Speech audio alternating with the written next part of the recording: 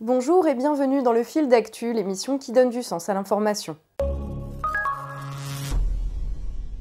Aujourd'hui, c'est une vidéo un peu spéciale puisque, après avoir étudié, analysé, mis en relation des dizaines d'articles de presse, de notes d'expertise et de rapports parlementaires, nous sommes en mesure de vous dire clairement qui seraient les véritables gagnants de la réforme des retraites si elle venait à être adoptée.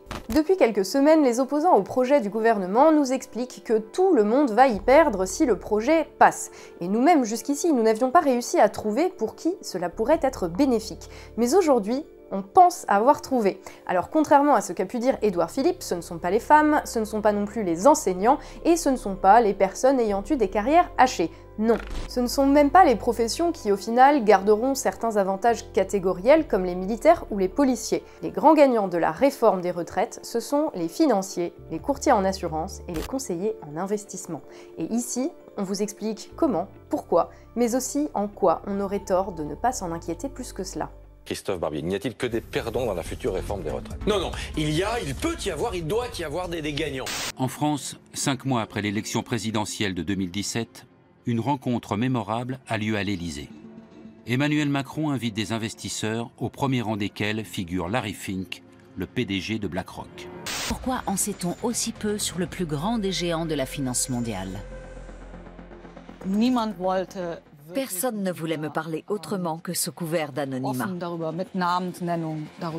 Je l'ai expliqué en campagne, bâtir un nouveau système par points qui préserve la retraite par capitalisation, par répartition, pardon, c'est-à-dire comme nous l'avons... C'est un lapsus, hein. C'est un lapsus parce que vous auriez peut-être aimé faire une retraite par capitalisation? Pas du tout, au contraire. Cette semaine, si vous avez suivi en détail l'actualité politique, vous avez peut-être vu passer deux polémiques liées au gouvernement et à sa réforme des retraites. La première est celle qui a mené à la démission de Jean-Paul Delevoye, haut commissaire aux retraites d'Emmanuel Macron. Elle concerne son oubli de mentionner ses liens avec le monde de l'assurance dans sa déclaration d'intérêt. Dans sa déclaration, Jean-Paul Delevoye a jugé important de préciser qu'il était président de la Chartreuse de Neuville, une association d'orchestre, mais pas qu'il était depuis 2016 l'un des administrateurs de l'IFPAS, l'Institut de formation de la profession de l'assurance. C'est l'organisme de référence de la branche. Pour moi, ce n'était pas important, a répondu le haut fonctionnaire. C'est absolument inédit et très étonnant d'apprendre qu'un ministre, ou en tout cas quelqu'un qui a le rang de ministre, considère qu'il peut avoir d'autres activités à côté, rémunérées. Ce qui pose un problème, c'est quel intérêt finalement il servait. Est-ce qu'il servait vraiment l'intérêt général ou d'autres intérêts? Un manquement dans une déclaration à la Haute Autorité pour la transparence de la vie publique est passible de 45 000 € d'amende et de 3 ans de prison. La deuxième, moins médiatisée, concerne les conseils qu'Emmanuel Macron aurait reçus pour élaborer son projet de réforme de la part du PDG de BlackRock, une énorme multinationale spécialisée dans la gestion d'actifs financiers, au pouvoir apparemment tentaculaire et qui possède des parts dans toutes les principales entreprises du CAC 40. La mainmise de BlackRock grandit à chaque nouvel investissement. Le groupe vote déjà aux assemblées générales de 17 000 grandes sociétés du monde entier et influence donc leur stratégie. Et on va voir que ces deux polémiques sont liées, en cela qu'elles laissent planer le doute sur les véritables bénéficiaires de la réforme des retraites. Cette réforme, Emmanuel Macron et son gouvernement l'ont toujours présentée comme une manière d'adapter notre système de retraite aux contraintes modernes, liées entre autres à l'allongement de la durée de la vie, en insistant sur le fait qu'il ne remettait pas en cause un de ses fondements et de ses spécificités, le principe de répartition. Pour faire simple, il y a deux grandes manières de financer les retraites. Un système par répartition, où les actifs cotisent à une caisse qui paye les pensions des personnes retraitées, et un système dit par capitalisation, où chaque individu finance sa propre retraite en plaçant de l'argent dans ce qu'on appelle un fonds de pension, une société chargée d'investir les sommes récoltées sur les marchés financiers. Ceci afin d'augmenter la mise de départ. Ce système existe dans de nombreux pays, les pays anglo-saxons notamment. Mais en France, il est perçu comme dangereux pour les retraités et pour les grands équilibres économiques. On y reviendra. Si bien qu'aucun gouvernement n'a réussi à l'imposer jusqu'ici. Aujourd'hui, en France, la retraite par capitalisation, ou comme l'appellent ses partisans la retraite supplémentaire, ne représente que 2% du total des prestations de retraite perçues. Pour les entreprises spécialisées dans ce genre de produits financiers, que ce soit les compagnies d'assurance ou les fonds d'investissement, comme BlackRock, notre pays représente donc un marché énorme à conquérir. France has a specific problem, and the president and the finance minister are trying to address. 72% of French savings is in a bank account. They don't invest over the long run. And imagine the world economy if people were managing their savings to meet their long-term obligations, retirement. So if they had money properly placed in the needs, in the duration of the assets, meaning if your retirement is a 40-year obligation that you invested in equities over the long horizon, how much more economic vitality we would have seen worldwide. Yeah. In China, one of the greatest drags today, despite it's growing at 6.5%, the Chinese now are saving 45% of their disposable income because they're frightened of the future. There's not a safety net there for Social Security and healthcare. Et dans cette optique, la réforme des retraites d'Emmanuel Macron va leur être de fait d'une aide précieuse. Alors comment ? Tout simplement par un mécanisme contenu dans le projet et qui, à première vue, ne vous concerne pas, puisqu'il touche prioritairement les personnes gagnant plus de 10 000 € par mois. Avec la réforme Macron, passé ce niveau de salaire, les personnes ne cotiseraient tout simplement plus au régime général des retraites. Il faut comprendre que c'est un abaissement drastique du plafond qui aujourd'hui est fixé à 27 000 € par mois. Donc si la réforme passe, toutes les sommes aujourd'hui cotisées sur les salaires entre 10 000 et 27 000 € par mois sortiront purement et simplement du système de financement des retraites par répartition. Cela peut sembler totalement secondaire, pourtant c'est extrêmement important. Déjà parce qu'à application, les personnes déjà en retraite et qui touchaient de hauts salaires vont continuer à percevoir le même niveau de pension, alors qu'il y aura moins de cotisations pour les financer. Cela va donc plomber d'autant le déficit des retraites et il faudra plusieurs décennies pour équilibrer ça. Mais surtout, l'argent qui ne sera plus cotisé et qui n'alimentera plus les caisses de retraite, où va-t-il aller? Est-ce que les personnes qui touchent un salaire de 25 000 € par mois vont accepter de voir leur retraite réduite au niveau de ceux qui en touchent 10 000? Évidemment, non. Donc l'argent qu'ils ne cotiseront plus pour une retraite par répartition va servir à alimenter un système de retraite parallèle, une retraite par capitalisation. Et soyons clairs, il existe un élément précis qui, mis en relation avec le projet de réforme des retraites, laisse penser que le transfert d'un modèle de retraite à un autre est précisément le but recherché, pensé et planifié par le gouvernement. Cet élément, c'est un dispositif de la loi Pacte, votée en avril dernier. La même loi qui avait permis au gouvernement de vendre la Française des Jeux ou les aéroports de Paris au privé et dont nous avions déjà parlé ici même. À l'époque, devant l'énormité de cette loi, un de ses aspects était passé sous les radars de la presse. Et même ici, on n'en avait pas alors saisi l'entière dimension. Seule la presse spécialisée dans la finance y avait accordé de l'importance. On parle ici du dispositif connu sous le nom de plan épargne retraite, visant à favoriser et à faciliter l'achat par des particuliers de produits spéculatifs auprès de gestionnaires de portefeuille. Un dispositif soutenu par des incitations fiscales, des réductions d'impôts pour qui souhaite capitaliser pour sa retraite ou convertir son assurance vie en portefeuille d'actions. À l'époque, les compagnies d'assurance avaient vu dans cette mesure une opportunité nouvelle d'accéder à l'épargne des Français. Mais la mesure contenait aussi un point particulièrement obscur pour les non-initiés, mettant fin, je cite, aux rentes viagères imposées. En français, cela veut dire que jusque-là, quand vous souscriviez un plan épargne retraite auprès d'un organisme, une fois à la retraite, votre portefeuille d'actions était converti en somme d'argent et l'organisme vous versait l'équivalent d'une pension chaque mois. Avec la loi Pacte, les détenteurs d'un tel plan, qui bien sûr, vu les commissions facturées, ne peut concerner que les hauts revenus, peuvent maintenant conserver leur capital sous sa forme de base. Cela semble très compliqué et anecdotique, sauf qu'en vrai, c'est tout simplement l'ouverture du marché français des plans d'épargne retraite aux fonds de pension internationaux qui n'étaient pas habilités à gérer des rentes, contrairement aux assurances. Donc cette retraite supplémentaire, cette épargne retraite, a été intégrée dans le cadre du projet de loi Pacte. On peut s'étonner que cette réforme intègre le projet de loi Pacte qui sert à la croissance des entreprises. Donc pourquoi elle a été intégrée là-dessus ? Parce que le gouvernement a voulu faire en sorte que les entreprises bénéficient de financements supplémentaires, une augmentation des fonds propres des entreprises. Ça a commencé, vous vous souvenez, l'année dernière avec la réforme de la flat tax qui a incité fiscalement à ce que l'épargne des Français soit réorientée vers les entreprises. Et là, il s'est posé une autre question. Comment arriver à inciter les Français à amener leur épargne vers les entreprises? Donc, il a fallu regarder quels étaient les besoins importants pour les Français. Et donc, l'un des besoins majeurs des Français, c'est la retraite. Donc, on s'est demandé dans quelle mesure, par cette incitation au niveau de la retraite, on pouvait faire en sorte que l'épargne des Français puisse être orientée vers les fonds propres des entreprises.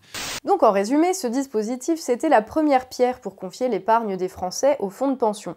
La deuxième pierre, elle vient avec le projet de réforme des retraites qui prévoit le transfert de sommes cotisées pour la retraite par répartition vers ce marché des fonds de pension. Ces fonds de pension, et dans une moindre mesure les assureurs, ce sont les grands gagnants de la réforme. D'ailleurs, ces deux mécanismes ont été salués par BlackRock dans une note publiée par leur branche Analyse en juin 2019.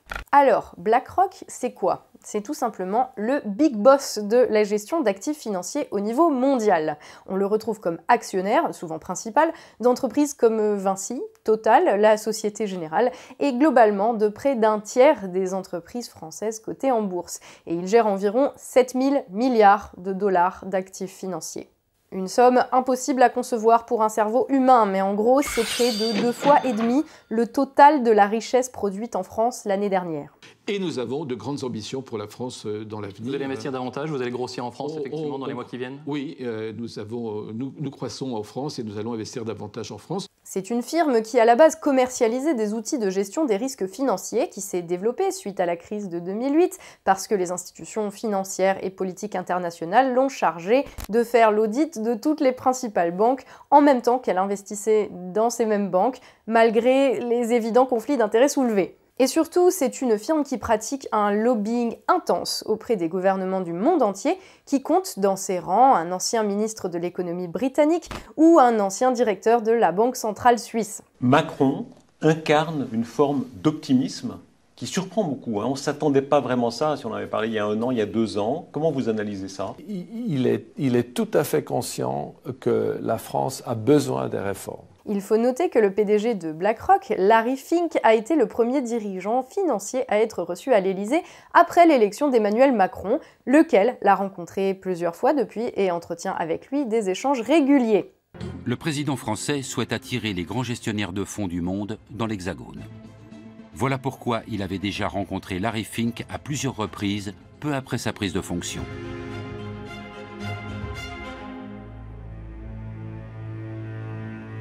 Aujourd'hui comme alors, les entretiens ont lieu à huis clos. Nous sommes des grands investisseurs en France. Plusieurs centaines de milliards d'euros sont investis dans ce pays. Nous étions avec d'autres qui investissent beaucoup en France. Et le président de la République? Et le président de la République, comme les ministres, ont à cœur, je pense, d'avoir un dialogue suivi avec les grands investisseurs investir dans ce pays. Nos jeunes et moins jeunes n'ont plus confiance. Et justement, c'est pour ça que je faisais ce lapsus. De plus en plus de jeunes, tous les sondages le montrent, vous disent « je vais devoir me payer ma retraite », c'est-à-dire je vais devoir faire une retraite par capitalisation. Et ça, je ne le veux pas parce que c'est la fin d'une solidarité entre les générations et dans notre pays, la fin d'équilibre. Donc, on doit reconstruire la confiance dans le système. On l'a bâti comment? Par l'universalité du système. Qu'est-ce qui fait que les gens n'ont plus confiance? C'est qu'il y a 42 régimes. Il faut noter aussi que le président de BlackRock France, Jean-François Cirelli, a été directeur adjoint du cabinet du Premier ministre à l'époque où Jean-Paul Delevoye était au gouvernement et qu'il siège aujourd'hui au sein du comité Action publique 2022, un groupe d'experts mis en place par Édouard Philippe pour réformer l'État et les services publics. Dès lors que BlackRock se félicite de la réforme des retraites, en est l'un des principaux bénéficiaires et conseille l'exécutif sur des questions économiques, le fait que des doutes émergent dans le débat public quant aux réelles motivations derrière cette réforme ne semble pas étonnant. Car BlackRock voudrait alimenter des théories du complot qu'il ne s'y prendrait pas autrement. D'autant que dans sa note de juin 2019, la firme donne déjà au gouvernement ses recommandations pour passer à l'étape suivante du développement de la retraite par capitalisation, son expansion aux ménages aux revenus les plus modestes par de nouvelles incitations fiscales et pourquoi pas, si cela ne suffit pas, en imposant à terme qu'une part des cotisations retraite soit automatiquement allouée à la retraite dite supplémentaire. Autant dire que si le gouvernement arrive à passer en force sa réforme des retraites, on n'a pas fini d'entendre parler de retraite par capitalisation. Reste donc à évoquer une dernière question. En quoi est-ce un problème? Car après tout, si la retraite par capitalisation fonctionne et donne à chacun une pension décente et sécurisée, quel mal y aurait-il à ce que BlackRock ou des assureurs liés à Jean-Paul Delevoye la gèrent pour nous? Le problème, c'est que l'épargne retraite est tout sauf fiable, dans la mesure où elle est totalement soumise aux fluctuations des marchés financiers. Quand tout va bien, elle offre des perspectives attrayantes, mais quand l'économie s'effondre, les actions et obligations qu'elle a permis d'acheter peuvent perdre toute leur valeur. À titre d'exemple, on rappellera que la crise économique de 2008 a fait baisser le niveau moyen des retraites par capitalisation de 25%. Un manque de fiabilité qui fait que la retraite par capitalisation ne peut pas fonctionner comme une assurance retraite satisfaisante, dans la mesure où le principe même d'une assurance, c'est d'être sûr d'assurer une continuité et une stabilité. Soit tout le contraire de ce qu'offre la capitalisation. Ça, c'est le problème immédiat pour les retraités, mais il y a pire. Parce que ce risque, les sociétés d'investissement en ont conscience. Pour séduire, elles sont donc contraintes de promettre des rendements particulièrement élevés et donc d'aller sur des produits financiers toujours plus risqués, accroissant sans cesse le risque d'explosion d'une bulle spéculative. En d'autres termes, non seulement les fonds de pension représentent un placement risqué, inadapté au financement de la retraite, mais encore contribuent-ils par leur existence même à accroître le risque de crise économique systémique et l'intensité de cette crise quand, inexorablement, elle éclatera. Qu'est-ce qui se passe si la bulle ou une bulle boursière éclate? Ça veut dire qu'on perd tout? Non, il faut arrêter d'opposer, de penser que le privé finance, c'est forcément le diable. Un fonds de pension, ça n'est pas un hedge fund, ça n'est pas un acteur de marché parfois agressif qui cherche du rendement à 2-3 ans. Non, c'est un organisme colossal qui gère des montagnes de cash pendant des décennies, du super long terme. Ce sont des montants absolument colossaux et donc c'est géré avec des risques totalement diversifiés. Dans ce tribunal se joue un procès croustillant. BlackRock contre BlackRock, entreprise contre salarié. L'entreprise aurait violé son obligation fiduciaire à l'égard de ses employés. La plainte évoque une véritable cannibalisation. BlackRock aurait constamment transféré l'argent de leur pension entre différents fonds médiocres et encaissé des frais à chaque opération. Cela signifierait que BlackRock, par appât du gain, a réduit les pensions de ses propres salariés dans le seul but d'accroître ses bénéfices. Le préjudice s'élèverait à des millions de dollars. Alors on le sait, on l'a vu, la réforme des retraites, si elle passe, aura des conséquences négatives immédiates sur la vie des gens qui, pour la plupart, devront travailler plus longtemps pour toucher des pensions moindres. Ces dernières semaines, cette réalité est devenue évidente pour une majorité de Français. Mais à plus long terme, certains de ces dispositifs cachés pourraient se révéler au moins aussi néfastes, tant pour les individus que pour la communauté tout entière, sur laquelle les irresponsabilités de la finance finissent toujours par retomber. Bien sûr, à court terme, quelques-uns devraient en profiter. Le hasard, sans doute, ou peut-être la magie de Noël, a voulu que ces personnes fréquentent les mêmes cercles qu'Édouard Philippe, Jean-Paul Delevoye ou Emmanuel Macron.